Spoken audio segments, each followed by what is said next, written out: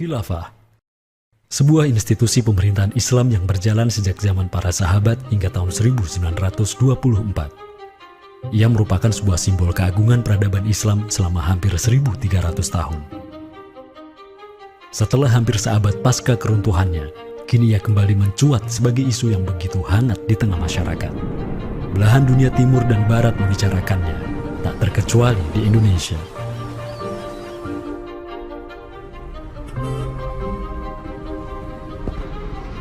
Perdebatan tentang khilafah tak terhindarkan. Apakah ia pantas diterima atau tidak di zaman modern saat ini? Kita tahu khilafah atau kehilafahan Islam itu di Nusantara bukan hal yang baru. Ya, sudah ada hubungan relasi antara kesultanan-kesultanan dan kerajaan Islam Nusantara dengan kehilafahan di Turki Utsmani atau wilayah Arab secara keseluruhan itu sejak abad ke-7.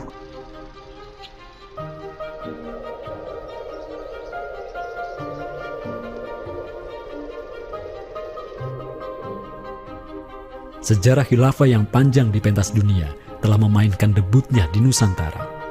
Islam yang diemban para punggawanya telah menjadikan Nusantara jaya dan menjadi sumber utama perlawanan terhadap para penjajah. Inilah kisah tentang Nusantara dan jalinannya dengan sang negara adidaya. Inilah kisah tentang khilafah yang menjadikan rakyat Nusantara sebagai satu umat dengan Muslim sedunia. Inilah kisah tentang jejak khilafah di Nusantara.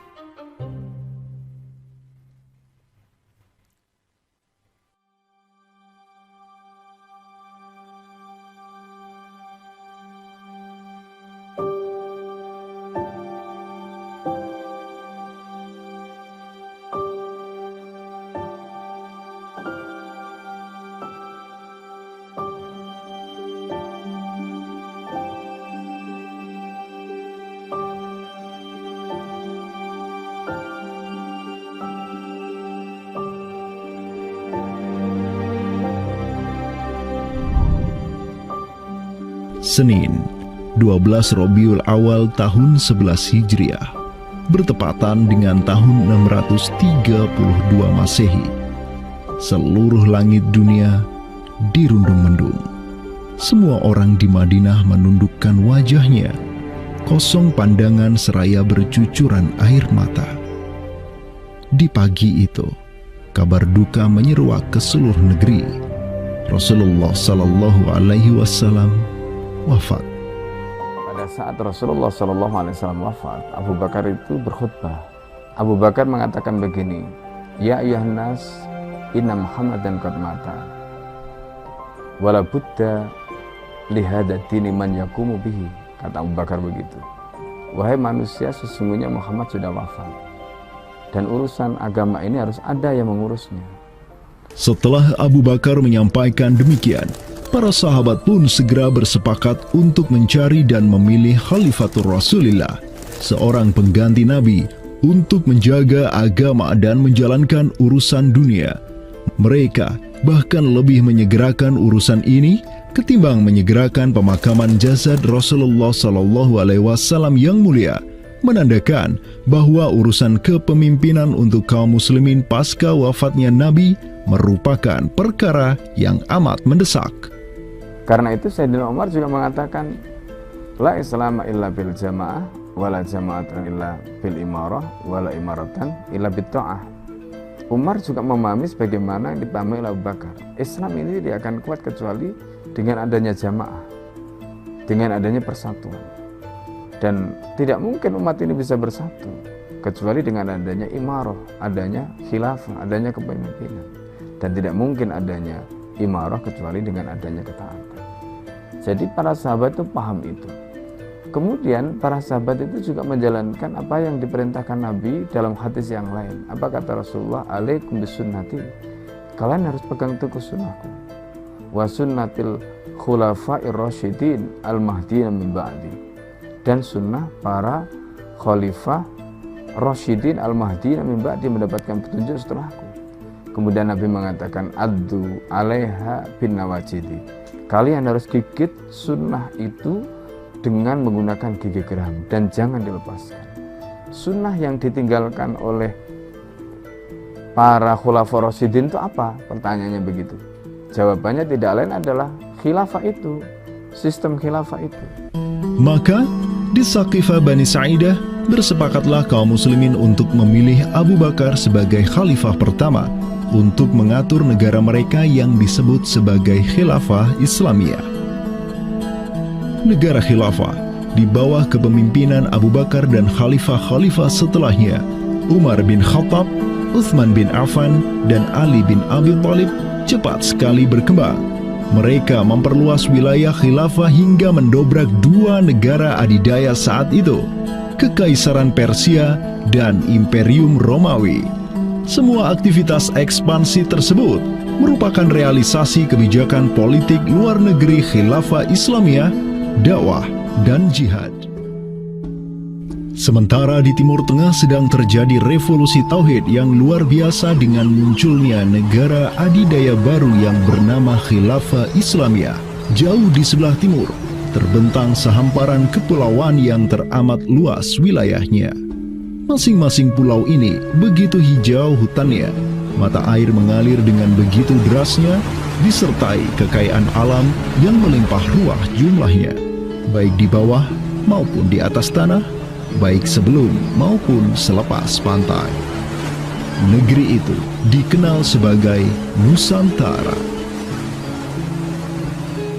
Diapit oleh dua benua dan dua samudra, amatlah strategis posisi wilayah Nusantara, menjadikan ia sebagai pelabuhan dagang yang ramai, tempat bertemunya bangsa-bangsa dunia.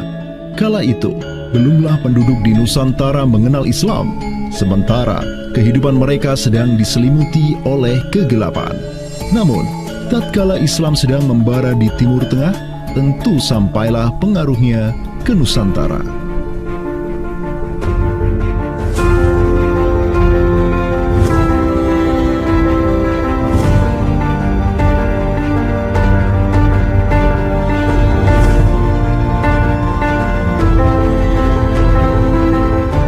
Saya ingin mengutip apa yang pernah dinyatakan oleh Buya Hamka ya di dalam buku beliau dari Perbendaharaan Lama, termasuk juga buku beliau yang judulnya Sejarah Umat Islam, yang beliau menyatakan bahwa sesungguhnya teori yang kita tahu bahwa Islam masuk ke Nusantara itu berasal dari Gujarat pada abad ke-12 sampai 15 Masehi, itu sebetulnya tidaklah tepat sepenuhnya. Karena apa? Karena Buya Hamka memiliki pandangan ataupun penjelasan terkait dengan kapan sesungguhnya Islam masuk ke Nusantara, ke Indonesia. Beliau menyatakan bahwa Islam masuk ke Nusantara itu jauh sebelum teori Gujarat.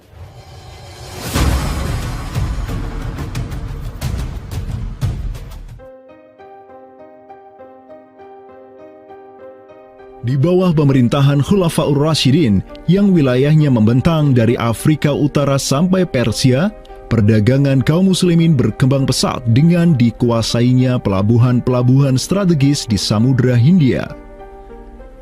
Hubungan diplomatik dan komersial pun terjalin dengan sejumlah kerajaan dari India sampai Cina. Sui Tangshu, sebuah kronik kuno dari dinasti Tang di Cina mencatat, telah datang serombongan utusan khilafah ke hadapan penguasa Cina di tahun 651 Masehi, di mana tahun tersebut merupakan masa Khalifah Utsman bin Affan. Hubungan khilafah dengan dunia timur terus berlanjut sampai di mana khilafah beralih ke pemimpinannya di bawah otoritas Bani Umayyah. Apabila hubungan negara khilafah dengan kekaisaran Cina sudah terjalin sejak masa Khulafaur Rasyidin melalui jalur laut, tentulah utusan khilafah akan melalui wilayah Nusantara yang menjadi penghubung antara Timur Tengah dan Asia Timur. Dan di ujung paling barat wilayah Nusantara, terdapat pulau besar yang kala itu dikenal oleh bangsa Arab sebagai Sribuza, pelafalan mereka untuk menyebut kerajaan Sriwijaya. Pelabuhan-pelabuhan di kerajaan Sriwijaya senantiasa menjadi titik transit setiap kapal yang hendak melanjutkan perjalanannya. Tentu, penguasa Sriwijaya akan menyadari keberadaan pelayar-pelayar muslim yang singgah di wilayah kekuasaannya. fakta bahwa kerajaan Maharaja Indravarman di Sriwijaya itu ada komunikasi dengan Daulah Umayyah, mengirim surat 2 kali yang isi suratnya itu dari raja dengan 1000 gajah ya dan sebagainya, yang menunjukkan surat menyurat seabad itu yang menunjukkan ada hubungan kekhilafahan dengan Nusantara. Dan secara historis ya sangat logis ketika itu superpower dunia adalah khilafah. Surat yang dikirim oleh Maharaja Sri Indrawarman dari Sriwijaya tersebut dialamatkan ke Damaskus, ibu kota Khilafah Umayyah yang saat itu dipimpin oleh Khalifah Umar bin Abdul Aziz. Dalam surat itu disebutkan, min malikil amlak alladhi huwa ibnu alfi malik walladhi tahtahu bintu alfi malik walladhi fi marudatihi alfu filin walladhi lahu nahrani yumbitani al-auda wal-allawha wal-jawza wal-kafura alladhi yujadu rihuhu ala masirati 12 milan ila malikil arab alladhi la yushriku billahi syai'an. Amma ba'du, fa inni qad ba'athtu ilaika bihadiyatin wa ma hiya bihadiyatin walakinnaha tahiyatun wa ahbabtu an tab'atha ilayya rajulan yu'allimunil islama wa yuwaqqifuni ala hududihi wassalam. Maka di bawah kepemimpinan sang Khalifah Umar bin Abdul Aziz, khilafah menyebarkan rahmatan lil alamin ke segala penjuru dunia, termasuk Nusantara.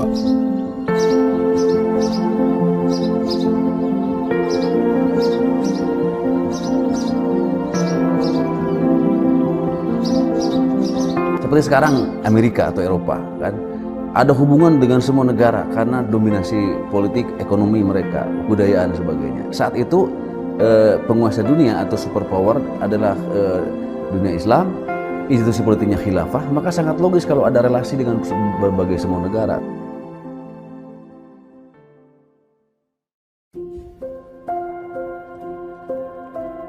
Tahun 1258, dari arah timur datanglah segerombolan pasukan yang mengerikan. Tubuh mereka besar-besar bak raksasa, berkulit kuning dan begitu mahir berpanah dan mengendarai kuda. Inilah pasukan Mongol yang datang dari utara Cina. Khalifah Al-Musta'sim itu dibunuh oleh Hulagu Khan, ya, pemimpin tentara Mongol. Kemudian pasca penaklukan Baghdad, itu Baghdad menjadi kota kosong, ya. Penduduknya dibantai, khalifah dibunuh, ya. Kotanya dibakar, perpustakaannya dihancurkan, wah pokoknya kacau sekali lah. Nah, tapi ternyata banyak keluarga Abbasiyah, ya, dinasti Bani Abbasiyah yang dia itu selamat dari pembantaian orang-orang Mongol, dan mereka itu akhirnya berdiaspora, mengungsi, ya. Ada yang berdiaspora, ada yang mengungsi ke Hijaz, ada yang mengungsi ke daerah Najd, ya, ada yang mengungsi ke daerah Mesir. Ada satu keturunan Abbasiyah, Bani Abbasiyah, yang dia itu mengungsi sampai ke Aceh, gitu. Dimana Aceh itu dulu, ya, negara yang berkuasa di sana adalah Samudra Pasai.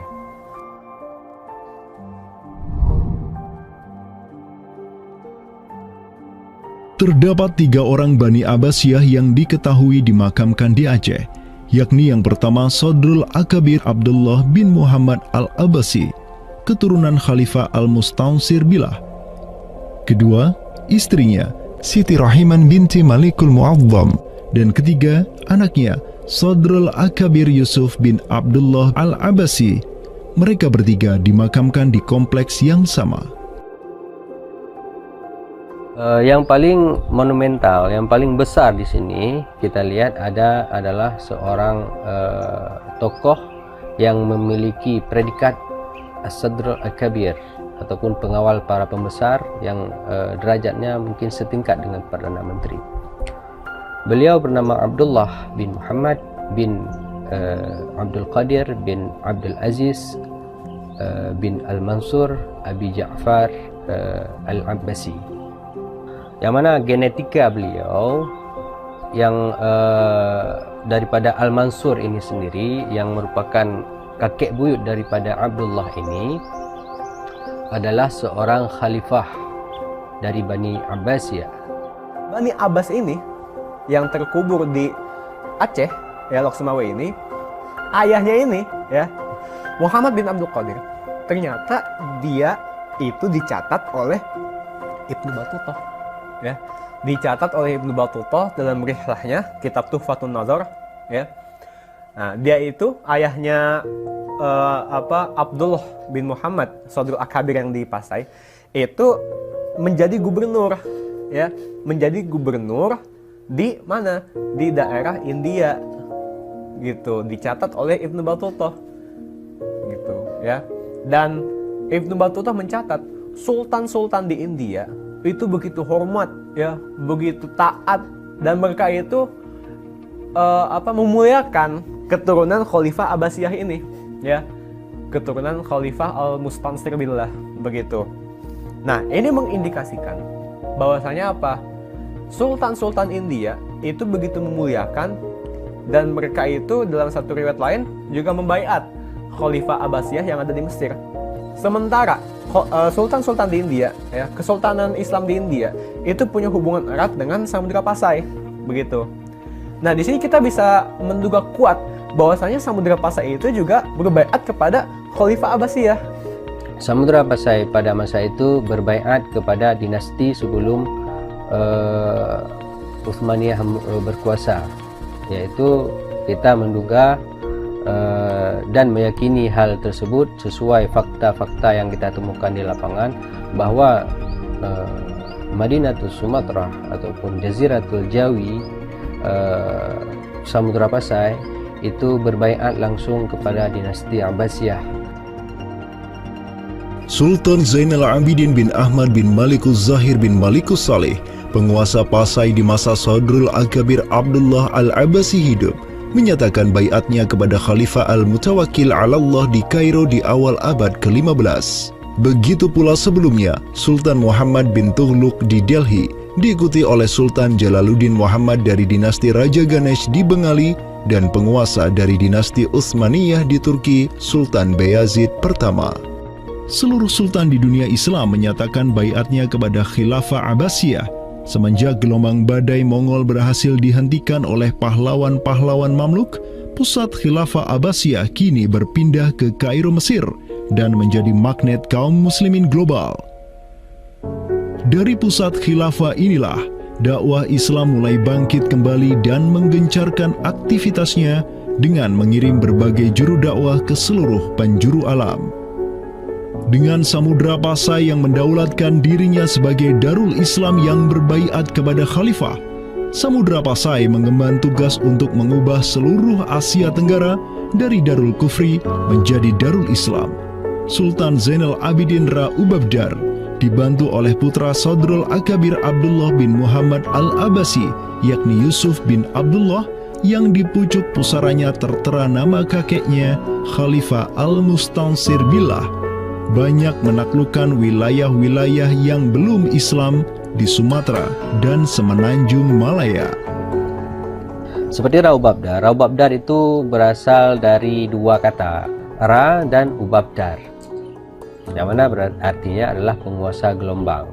Ini adalah sebuah predikat yang sangat luas sebenarnya maknanya, sesuai dengan masa yang ditorehkan pada waktu tersebut, bahwa Sultan Zainal Abidin Ra Ubabdar bin Ahmad bin Muhammad bin Al-Malik Al-Salih ini adalah salah satu masa kegemilangan Samudra Pasai, yang mana kita ketahui setelah masa tersebut yang memimpin Kesultanan Sumatera adalah anak keturunan daripada beliau ini, yang jumlahnya sampai 11 orang sultan. Bergerak dan terus bergerak itu meluaskan dakwah Islamnya sampai ke pulau-pulau. Itu masa Zainal Abidin Ra Ubabdar, terutama penakluk gelombang yang dijuluki beliau itu melebarkan sayap itu sampai ke seluruh Asia Tenggara. Digelarilah Sultan Zainal Abidin Pasai dengan sebutan Ra Ubabdar, bahasa Persia untuk gelar sang penakluk gelombang, karena dengan arungan pasukannya yang luar biasa di atas gelombang laut Nusantara, ia membuka banyak sekali wilayah, seperti Malaka misalnya, di mana di sanalah Sultan Zainal Abidin Ra Ubabdar menempatkan putranya Sultan Mansur sebagai penguasa Darul Islam Malaka. Kesultanan Samudra Pasai banyak pula mengirimkan juru dakwahnya untuk meminta penguasa-penguasa Nusantara lain agar menerima Islam. Salah satu juru dakwah tersebut dikirim ke Jawa Timur, pusat pemerintahan rezim yang mendominasi wilayah Nusantara saat itu, Kerajaan Majapahit.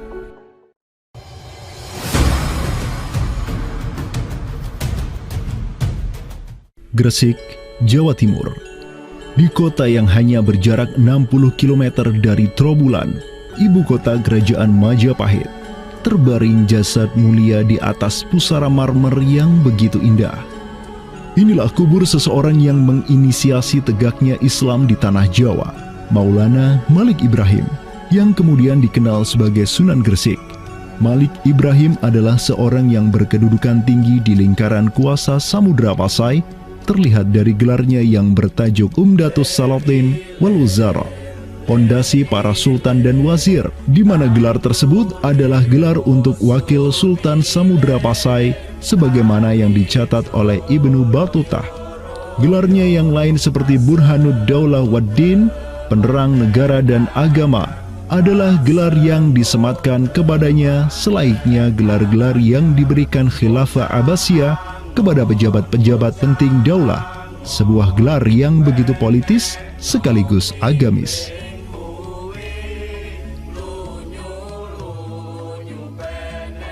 Maulana Malik Ibrahim dikirim oleh Pasai untuk mendakwahkan Islam kepada rakyat dan para penguasa Majapahit. Banyak orang-orang dari kesultanan ini, Kesultanan Samudra Pasai, yang itu berbaiat langsung ke khalifah, itu mengirim orang-orang atau orang-orang Pasai itu banyak bermigrasi ke daerah-daerah lain di Nusantara. Misalkan ya, kalau kita perhatikan makam tertua ya, salah satu makam tertua di Jawa yang sekarang terletak di Gresik, siapa orangnya ya?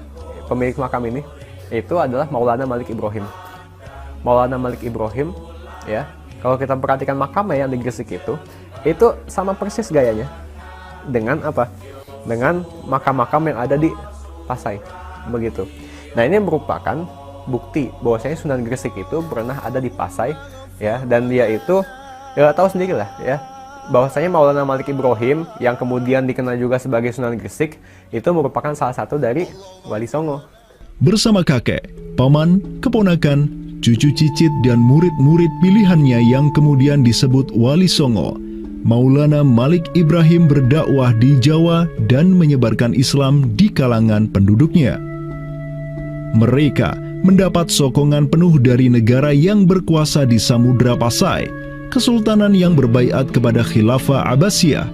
Dakwah mereka terus berkembang, perlahan namun pasti, dan mulai melumat persendian kuasa Majapahit yang mulai keropos akibat kekacauan internal mereka sendiri.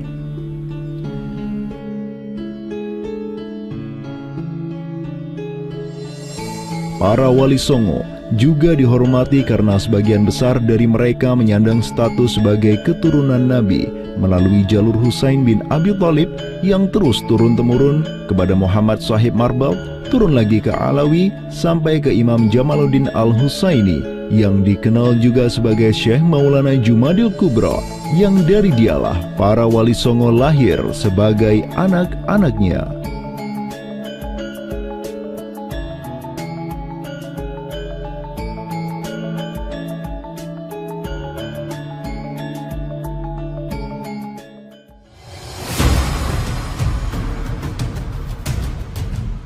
Bertolak dari Gresik, dakwah para wali menyebar ke kota-kota lainnya di Pulau Jawa, bahkan sampai keluar Jawa seperti Maluku, Ternate, Makassar, Kalimantan, dan sebagainya.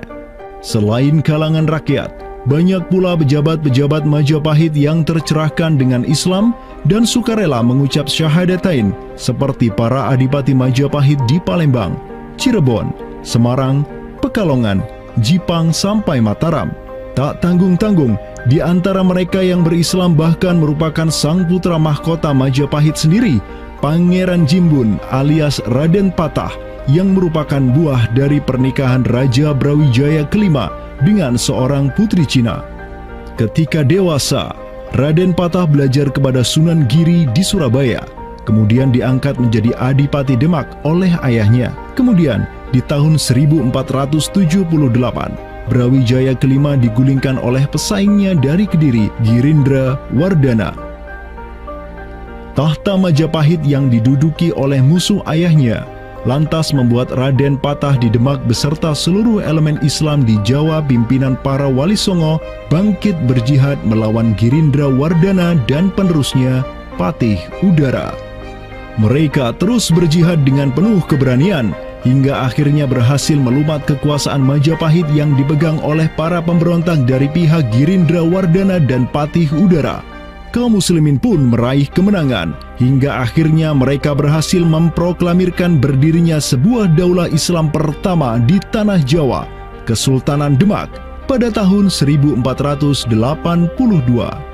Digelari Raden Patah sebagai Senopati Jimbun Ningrat Ngabdurrahman Panembahan Palembang Saidin Panatogomo, atau dengan gelarnya dalam bahasa Arab Sultan Syah Alam Akbar Al-Fatah. Dialah Sultan yang telah memfutuhat Jawa menjadi Darul Islam. Dengan berdirinya Demak sebagai daulah Islam pertama yang berdaulat di tanah Jawa, bertambahlah kuat bargaining politik Islam di kawasan Nusantara bersama-sama dengan Kesultanan Samudra Pasai di Sumatera, Kesultanan Malaka di Semenanjung Malaya, Kesultanan Brunei di Borneo, Kesultanan Sulu di Filipina, begitu pula Sultan pertama di Ternate, Sultan Zainal Abidin, yang pernah menimba ilmu ke Jawa di bawah bimbingan Sunan Giri. Dalam rentang abad yang bersamaan, kemenangan daulah Islam di kawasan Nusantara juga diiringi dengan penaklukan Konstantinopel, ibu kota Romawi Timur, oleh salah seorang sultan dari Bani Uthmaniyah, Muhammad Al-Fatih. Penaklukan Konstantinopel sekaligus menandakan tamatnya riwayat Imperium Romawi Timur untuk selama-lamanya. Penaklukan Konstantinopel pada tahun 1453 oleh Muhammad Al-Fatih, sang Sultanur Rum, merupakan realisasi dari janji yang telah terucap ratusan tahun sebelumnya oleh lisan mulia sang Sayyidul Mustafa, Rasulullah Muhammad Sallallahu Alaihi Wasallam. Sungguh, Konstantinopel akan benar-benar ditaklukkan. Sebaik-baik pemimpin adalah pemimpin yang berhasil menaklukkan Konstantinopel, dan sebaik-baik pasukan adalah pasukan yang menyertainya. Dengan dikdayanya kuasa Islam di tanah Rum, menjadikan para penguasa Uthmaniyah mempunyai citra istimewa di kalangan rakyat Nusantara.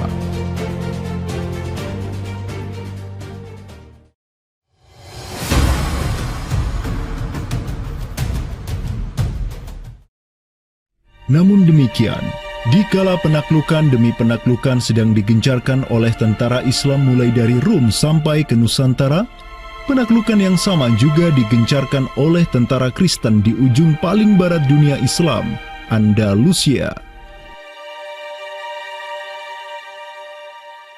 Berbeda dengan penaklukan yang kaum muslimin lakukan, di mana penduduk asli suatu tempat diberi toleransi yang luar biasa atas agama dan properti mereka, tentara Kristen Portugis dan Spanyol menaklukkan wilayah Islam di Andalusia yang saat itu sudah terpecah menjadi Reyes de Taifas atau Mulukhut Tawaif atau kerajaan-kerajaan yang saling tercerai-berai. 1492, kekuasaan Islam terakhir di Andalusia, Granada, berhasil ditaklukkan oleh suami istri yang menjadi penguasa Spanyol, Fernando de Aragorn dan Isabella de Castilla. Penaklukan kembali wilayah Andalusia menjadi negara Kristen yang mereka sebut Reconquista telah menyebabkan populasi kaum muslimin di sana tersapu bersih, entah karena diusir, dimurtadkan, atau dibunuh. Selain Reconquista, kaum Kristen Spanyol dan Portugis juga mempunyai motif ekonomi untuk menjadikan diri mereka kaya, yakni dengan mencari jalur rempah di Samudra Hindia yang saat itu merupakan potensi sumber daya alam yang luar biasa. Program mereka untuk mencari rempah di Samudra Hindia mereka sebut sebagai Estado da India. Kita sering dengar dengan istilah 3G gitu kan. Glory, Gospel, dan Gold gitu kan. Jadi ya mereka ingin ekspansi, mereka ingin menyebarkan misi agama mereka, dan mereka juga ingin mencari gold. Goldnya di sini adalah justru adalah rempah gitu kan. Begitulah betapa berharganya rempah pada saat itu, sampai 1 gram pala dihargai dengan 2 gram emas gitu kan. Paus Alexander ke-6, pemimpin kaum Kristen saat itu, begitu mendukung hasrat Portugis dan Spanyol untuk menjelajah dunia dan menyebarkan Kristen. Maka, berangkatlah gelombang penjelajah Portugis yang disertai pasukan dan senjata untuk menaklukkan dunia Islam di Samudra Hindia. Di bawah pimpinan Alfonso de Albuquerque, armada Portugis berhasil menaklukkan Goa di India pada tahun 1510. Dan setahun kemudian, berhasil sampai ke Malaka, merebut pelabuhan strategis itu dari Sultan Mahmud Syah yang memerintah tempat tersebut. Dengan bercokolnya Portugis di Nusantara, dimulailah babak baru sejarah Islam di kawasan ini.